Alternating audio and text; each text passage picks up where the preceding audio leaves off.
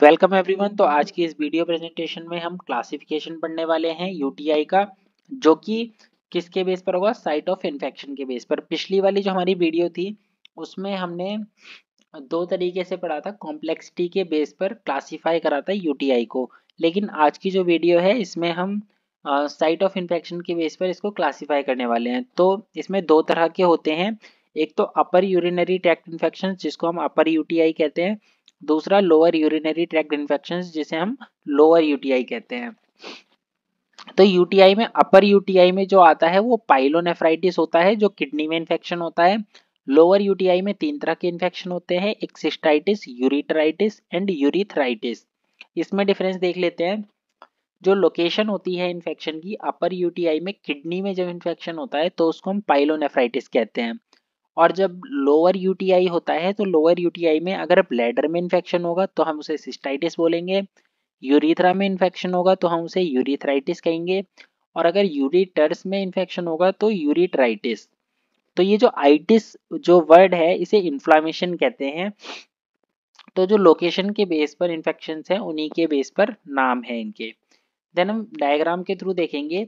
जो हमारा ये अपर यूरिनरी ट्रैक्ट होता है इसमें किडनी आती है, और अगर किडनी में इन्फेक्शन होता है तो पाइलोनेफ्राइटिस हम इस कंडीशन को कहते हैं। इसके बाद लोअर जो यूरिनरी ट्रैक्ट होता है इसमें यूरिटर्स होते हैं दो, ब्लैडर होता है, यूरिथ्रा होता है। अगर यूरिटर्स में इन्फेक्शन होगा तो इसको हम बोलेंगे यूरिट्राइटिस, और अगर ब्लैडर में इन्फेक्शन होगा तो हम बोलेंगे सिस्टाइटिस। देन यूरिथ्रा जो होता है, यूरिथ्रा में अगर इन्फेक्शन होता है तो हम कहते हैं यूरिथ्राइटिस। तो ये तो लोकेशन के बेस पर इसको हमने क्लासिफाई किया है। देन हम इसको डिफरेंशिएट अगर करते हैं तो अपर यूटीआई में upper back pain, side areas में पेन देखने को मिलेगा, रिब्स में पेन देखने को मिलेगा। क्योंकि जो किडनी की हमारी लोकेशन होती है रेट्रोपेरिटोनियल कैविटी में, उसमें हमें अपर बैक साइड में पेन देखने को मिलता है जब किडनी में इन्फेक्शन हो जाता है, जो कि रिब्स के पास में होती है। लोअर यूटीआई में हम क्या देखेंगे, लोअर एब्डोमेन पेन होगा, बैक पेन होगा। लोअर साइड में पेन होता है जनरली, क्योंकि यहाँ पर हमारा ब्लैडर में इन्फेक्शन होता है तो भी लोअर साइड में, और अगर यूरिथर में होगा तो भी लोअर साइड में ही पेन होगा। देन हम इसके सीवियरिटी के बेसिस पर देखते हैं, डिफरेंशिएट करते हैं। तो अपर यूटीआई ज़्यादा सीवियर होता है ड्यू टू रीनल इन्वॉल्वमेंट। जब हमारी किडनी इसमें इन्वॉल्व है डायरेक्टली तो सिस्टेमिक सिम्टम्स देखने को मिलेंगे, क्योंकि वो ब्लड से रिलेटेड है। अगर लोअर यूटीआई की हम बात करें तो ये बहुत कम सीवियर होती है, इसमें लोकलाइज्ड सिम्टम्स देखने को मिलते हैं जो कि लोअर यूरिनरी ट्रैक्ट तक सीमित हैं। हेमेचूरिया का मतलब होता है यूरिन में जो ब्लड की प्रेजेंस होती है उसको हम हेमेचूरिया कहते हैं। और अपर यूटीआई में हेमेचूरिया बहुत ज़्यादा कॉमन होता है, क्योंकि ब्लड स्ट्रीम इन्फेक्शंस भी इसमें देखने को मिलते हैं। और जो हमारी किडनी होती है वो ब्लड स्ट्रीम से डायरेक्टली कनेक्टेड रहती है, तो इसलिए जो हेमेचूरिया है वो अपर यूटीआई में बहुत ज़्यादा देखने को मिलता है। बट लोअर यूटीआई में बहुत कम केसेस होते हैं जिसमें हेमेचूरिया होता है। रिस्क ऑफ कॉम्प्लिकेशंस अगर हम देखते हैं तो अपर यूटीआई वालों को रीनल डैमेज होने की कॉम्प्लिकेशन देखने को मिलती है, सेप्सिस यानी कि ब्लड इन्फेक्शन देखने को मिलता है, कई बार एब्सिस फॉर्मेशन हो जाती है जिसमें पस जमा हो जाता है किडनी में, हाइपरटेंशन क्योंकि ब्लड स्ट्रीम जो है डायरेक्टली उसके साथ कनेक्टेड है, इसलिए जब किडनी में इन्फेक्शन होगा तो ब्लड फ्लो अफेक्ट होगा, हाइपरटेंशन होगा। लोअर यूटीआई की जब हम बात करेंगे तो इसमें रिकरेंट इन्फेक्शन हो सकते हैं।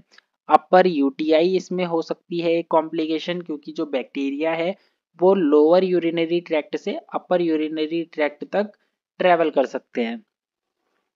जो प्रेगनेंसी रिलेटेड कॉम्प्लिकेशंस हैं वो बहुत ज़्यादा बढ़ जाती हैं, क्योंकि जो प्रेग्नेंट फीमेल्स होती हैं अगर उसमें लोअर यूटीआई होता है तो जो बेबी है उसको भी प्रॉब्लम हो सकती है, इसलिए ये क्रिटिकल सिचुएशन यहाँ पे जनरली कॉम्प्लिकेटेड हो जाती है। इंटरस्टिशियल या फिर क्रॉनिक सिस्टाइटिस हो सकती है लोअर यूटीआई की वजह से, जो कि रिकरेंट इन्फेक्शन हमें ब्लैडर में देखने को मिलते हैं। न्यूरोलॉजिकल इफेक्ट की अगर हम बात करें तो अपर यूटीआई में मेंटल स्टेटस बहुत ज़्यादा अफेक्ट होता है, क्योंकि कई बार जो किडनी हमारी जब डैमेज होती है तो हाइपर कैलेमिया हो सकता है, यूरिया जो है एक्यूमुलेट हो सकता है ब्लड में, जिसकी वजह से मेंटल इफेक्ट हमारा चेंज होता है, कंफ्यूजन हो जाता है, ठीक है, सीजर्स देखने को मिलते हैं, कई बार अपने पेशेंट जो है नाम तक भूल जाते हैं कंफ्यूजन में। तो ये सब अपर यूटीआई में हो सकता है। बट लोअर यूटीआई में देखें तो डायरेक्टली न्यूरोलॉजिकल इफेक्ट नहीं होता, डायरेक्टली मेंटल इफेक्ट नहीं होता, क्योंकि वो लिमिटेशंस उसकी जो लोअर यूरिनरी ट्रैक्ट होता है वहीं तक रहती है। अब हम कॉजेज की बात करेंगे तो जो अपर यूटीआई के कॉजेज होते हैं वो bacterial ascension from lower UTI, यानी कि जो हमारा लोअर यूटीआई होता है वहाँ जब हमारा पहले लोअर यूटीआई होगा उसके जो बैक्टीरिया होंगे वो ट्रेवल करते करते किडनी तक पहुंच जाएंगे, जिसकी वजह से किडनी में इन्फेक्शन होगा, अपर यूटीआई कॉज करेगा।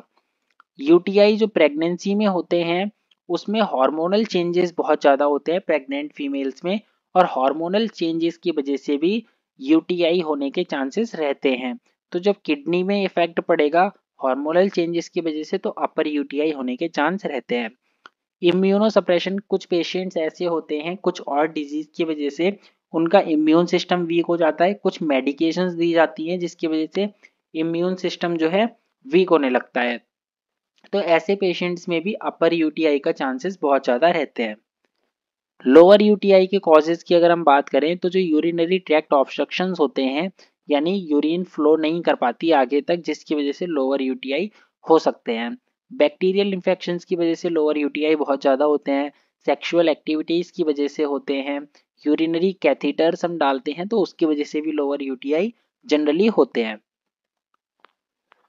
ट्रीटमेंट के बेस पे डिफरेंशिएट करेंगे तो अपर यूटीआई जो है उसमें हॉस्पिटलाइज कर दिया जाता है पेशेंट को, उसका जो ट्रीटमेंट होता है वो थोड़ा सा कॉम्प्लिकेटेड होता है, हायर लेवल का होता है। उसमें हम आईवी एंटीबायोटिक्स यूज़ करते हैं, ओरल मेडिकेशंस इस पर कई बार असर नहीं करती।